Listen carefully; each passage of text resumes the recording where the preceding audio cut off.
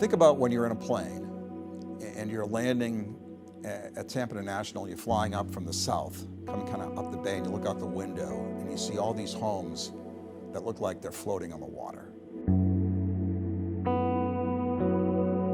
This is such a great place to live. Love living here. The water is such a big part of our lives here, but we're so vulnerable.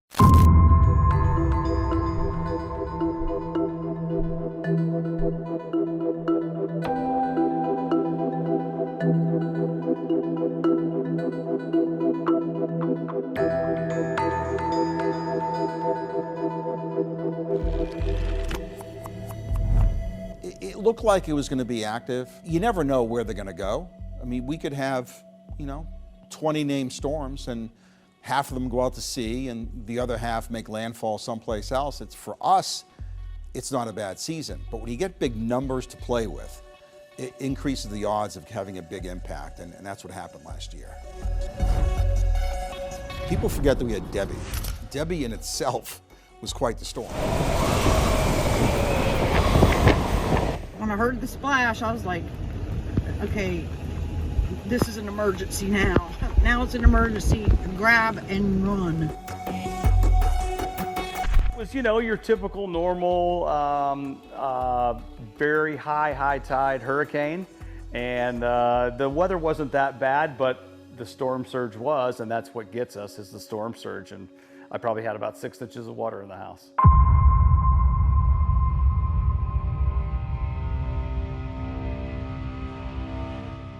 It's still a Category 1 hurricane, although we anticipate this to become a major hurricane. I was not concerned. I thought it was going to be like every other storm. You're looking at the first couple of advisories, you're looking at the upper level patterns, the steering currents, and you're saying to yourself, you know what? This will impact us one way or the other.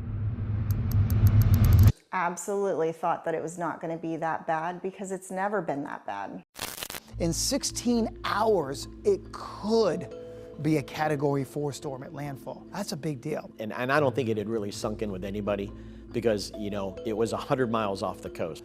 You never know the exact track. You never know, will it make landfall on our west coast? Will it stay just enough to the west where we get some flooding? This is a much larger and stronger system. That's why we're seeing impacts in some spots that could be double what we saw out of Idalia, to put things in perspective. You watch the Weather Channel and they're saying, oh, it could be 8 foot of storm surge and here's your car, bubbling down the road. And you're always like, I've lived through it too many times. It probably isn't going to be that bad, but it's going to be bad.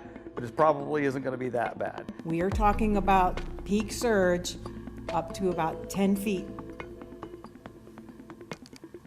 This is much higher than what we had for Idalia. But as the days moved along, it became obvious that we're going to have big impacts. It was the worst case scenario for everybody here.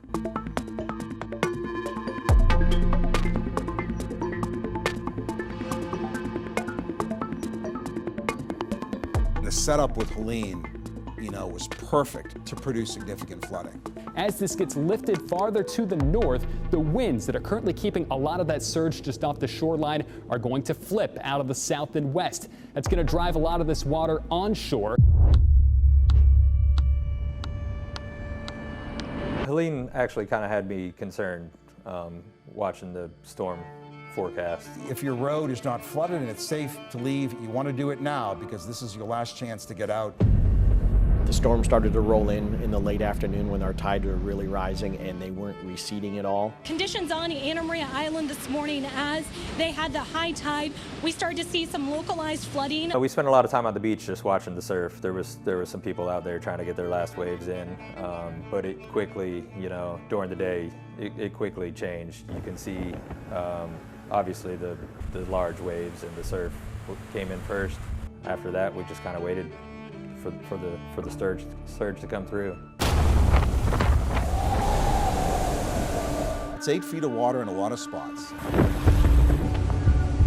It literally went from 0 to 4 feet in an hour.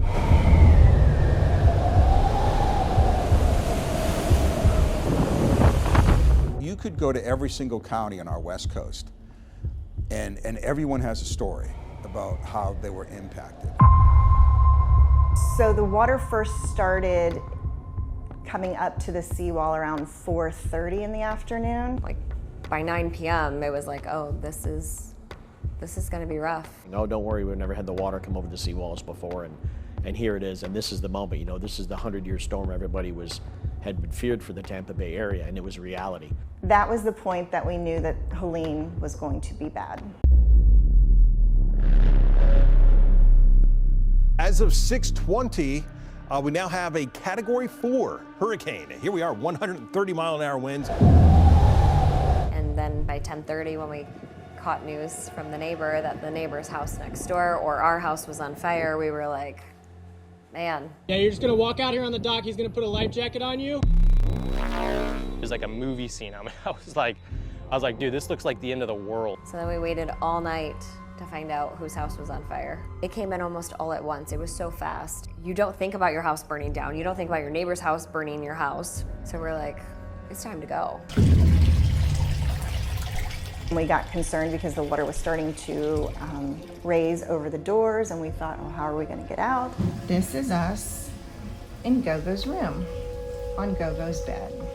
We move onto the bed, the highest area in the house.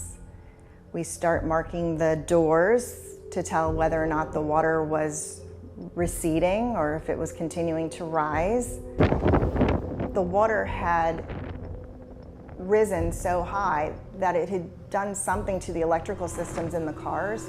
All the cars around, all the lights were on, horns were going off, motors were running. It was so bizarre. We look out the window and see the house across the street is on fire.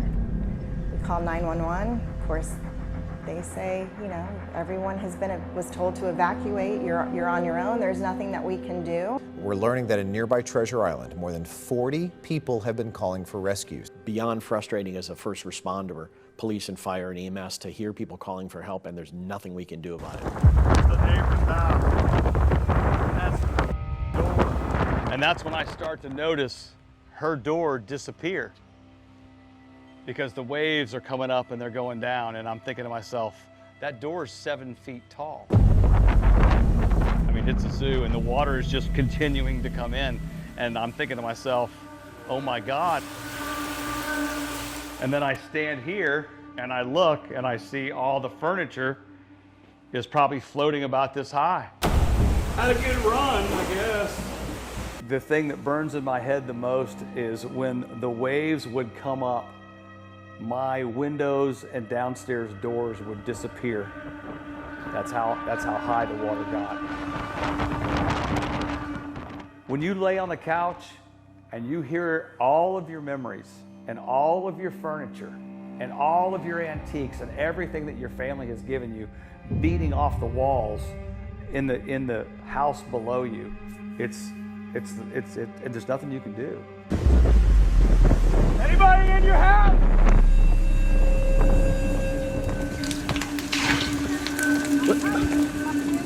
We have to get out of here. Let's go this way.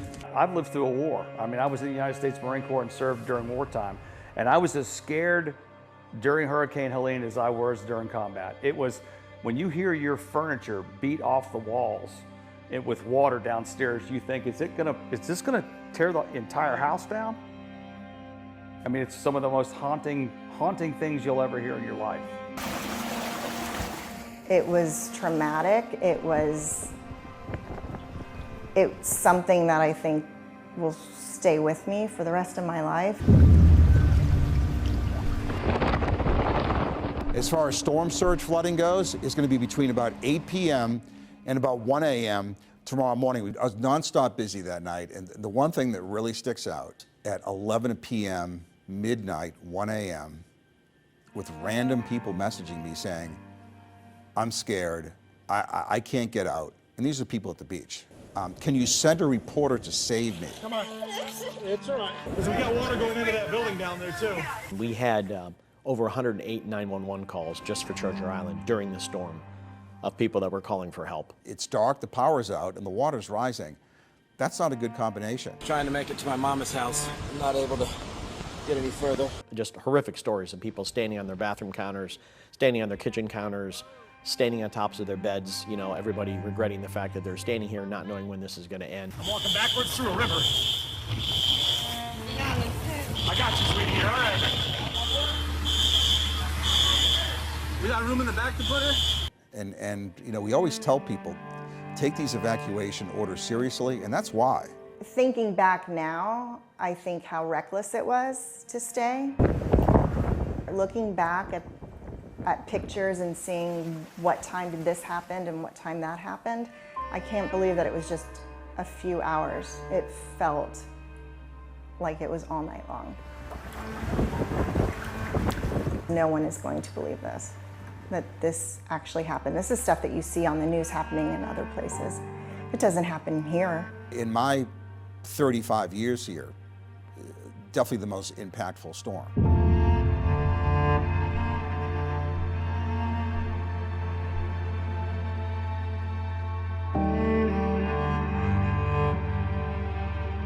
I don't think you could really tell the magnitude of how bad it was until the next morning.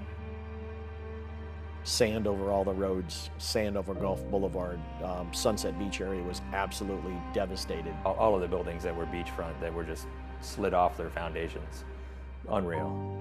The power of the water is incredible. How are we going to rebuild after this one? How do we come back? This is 4 or 5 foot of water in people's houses. Everybody got affected. Gut-wrenching of where are we going to live? How are our kids going to take losing their stuff? It reminded me of something that you would see on the news in a war zone. It takes your breath away, you know, when you first see it, just to see the destruction, and every corner you turn, there's something else that you weren't expecting or something you didn't see. This is unbelievable. The canal is just filling up with trash and boats and everything you can imagine. We had a bunch of boats blow across roads. You name it, it floated. A lot of people had 3.5, 4 feet, 5 feet of water in their homes, and that pretty much destroys everything. And they're realizing, you know, they don't have anything. A lot of people just have the clothes on their back.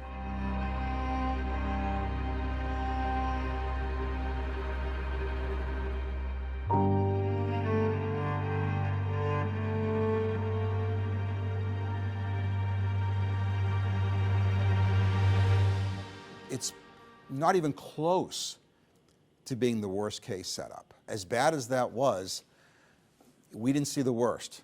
Miles matter. I mean, maybe not 1 mile or 2 miles, but 5, 10 miles, 20 miles matter. Now 50-50 shot in the next 2 days that this becomes our next named storm. Maybe we get a tropical depression. Next name on our list would be Milton.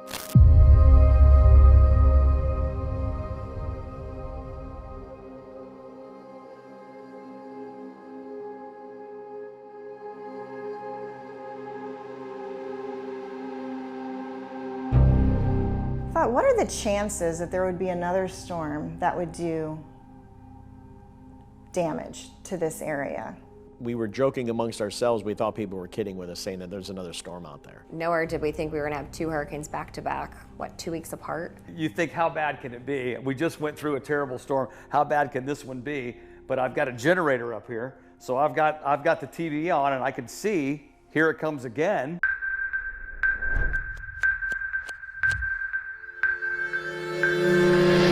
Here are the numbers. Still a Cat 5. Top winds 165, speed picking up.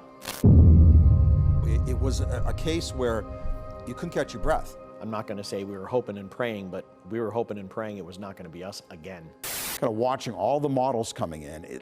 A definite shift in some of the model suites. The problem with that track, it's moving across the entire Gulf, almost from west to east, and brings a wall of water with it. It's intensifying as it does so.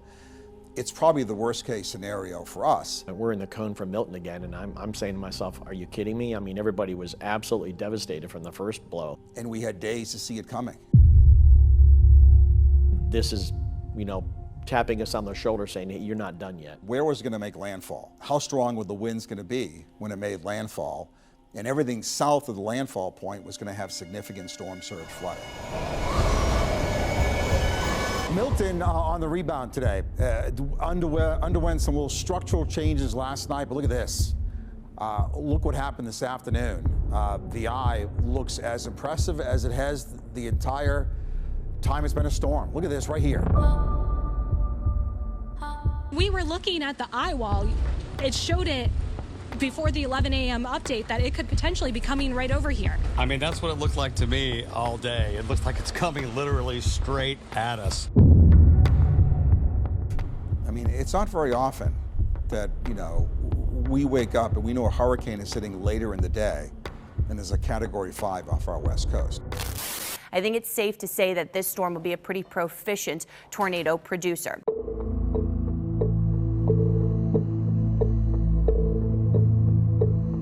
The wind is going around in a circle and it's causing all this friction. It wants to slow down as the wind is hitting the ground, but the upper level winds are still spinning fast.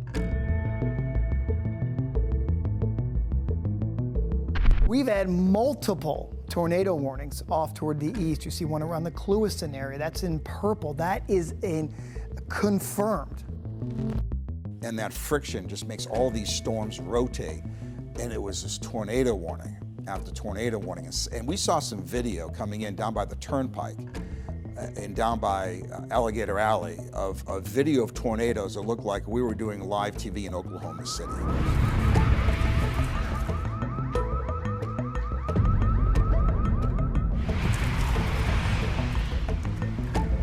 As far as the storm goes, we've got multiple hazards that are underway. This is going to end up being one of the biggest tornado outbreaks from a tropical system on record. It was like instant. It was just like 1 second there was a roof and then the next second there was nothing but sky.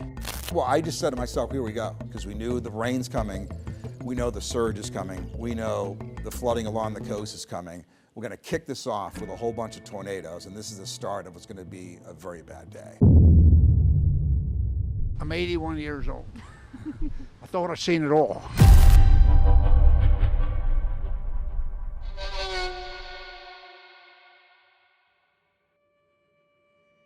So with landfall in Siesta Key, you know, the storm surge flooding around Tampa Bay was really non-existent. It was areas like Longboat South that really got hit hard.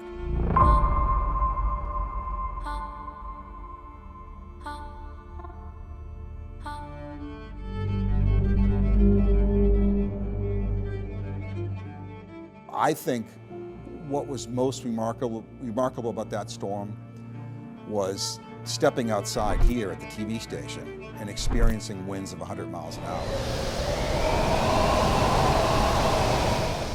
And it was relentless. I mean, 100-mile-an-hour winds, 110, 95, so much damage. That is the roof of your Tampa Bay Rays. That's Tropicana Field. It looks like more than half of that roof has been ripped off by those high winds. You know, anytime we have even a Category 2 or 1 making landfall on our west coast is going to bring with it all kinds of issues.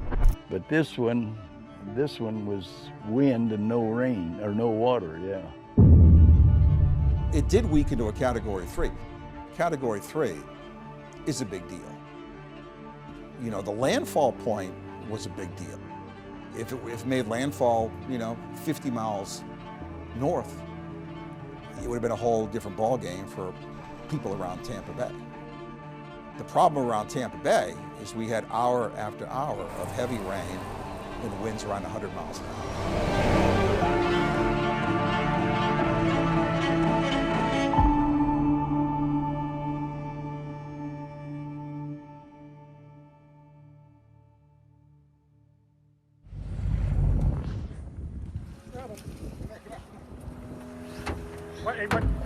Sorry.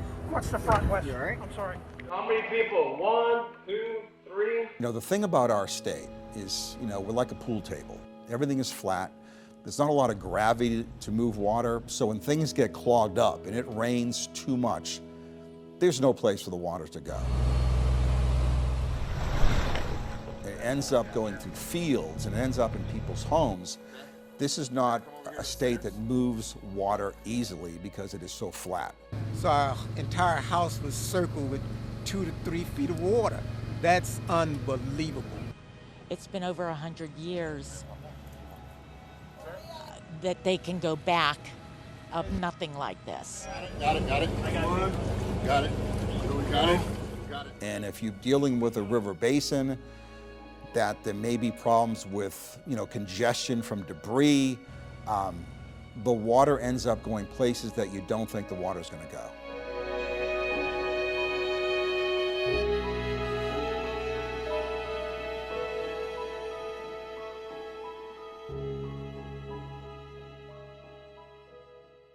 When we look back on how it played out, I said multiple times I should have screamed louder. And I look back on that and I think I learned a big lesson, is I would have made a bigger deal about the numbers with the storm surge.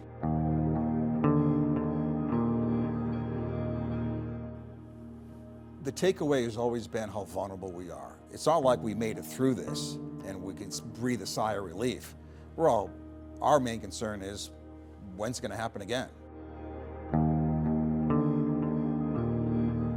Because it's going to, and how are we going to deal with that? And what are the long-term implications of getting a couple of more storms in the next 5 or 10 years? Will it change the economy here? Will people not want to live here because they say, you know what, I don't want to deal with these hurricanes? It changes the whole setup of where we live. If we get multiple storms producing storm surge, and how does that change our lives on a long-term basis? You can drive 2 miles from here, 2.5 miles from here, and there are homes that even today you can drive and they still have the dumpster in the front yard, and they still have furniture in the front yard. It's story after story after story, and everyone has a different story, but the bottom line is, anytime you bring water into your house, it changes your life.